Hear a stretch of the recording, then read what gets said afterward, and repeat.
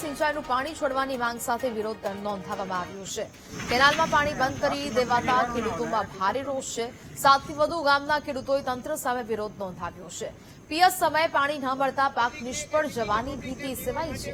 પાકનું વાવેતર કર્યા પછી પાણી બંધ કરી દીધાનો આરોપ પણ લગાવાયો છે। 7 થી વધુ ગામના ખેડૂતોએ વિરોધ કર્યો।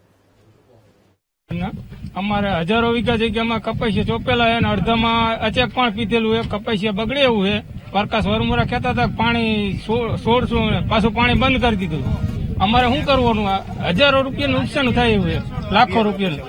કેનાલમાં પાણી કાલ બંધ કરી દીધું છે। અમે બધા પાણી છોડાવવા આવ્યા છીએ। સાહેબો ચાવી દેતા નહીં, ગેટ ઉપાડવાની ના પાડી દીધી છે કે ઓલા સાહેબ ના પાડે ને ઓલા સાહેબ ના પાડે। હવાઈ ના અહીંયા ભૂખા પેટે અમે બેઠા છીએ। બિયારણ બગડે એવું છે, એક એક પાણ પાઈને મેકી દીધા છે। આ કેનાલ ઉપર મારે 140 વીઘા જમીન છે।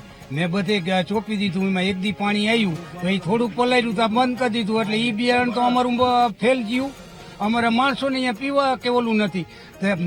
આને તો 2 દી નેવર જલાવો પાણી ઓલું કરું હતું। પેલા વરમોરા સાહેબે એમ કીધું હતું કે અમે પીવાના પાણીમાં ઓલું કરશું, ઘટ કરશું ને આમાં પાણી આપતું ખેતીવાડીમાં, તો 2 દી મોડું કરવું હતું નથી। અત્યારે એક એક પાણ પાઈ દીધા। હવે ખેડૂત પાણી થઈ ગયું બંધ સાહેબ। હવે ખેડૂત શું કરવાનું? 3-4 લાખના હરેક ખેડૂએ ખર્ચા કરીને મૂક્યા। આ એક સાલ નહીં સાહેબ, હરેક સાલ। હમણાં દિવાળી આવશે ને તો દિવાળીએ ખેડૂને અહીંયા આવવાનું, પાણી નથી એટલે પાણી બંધ કરી દે।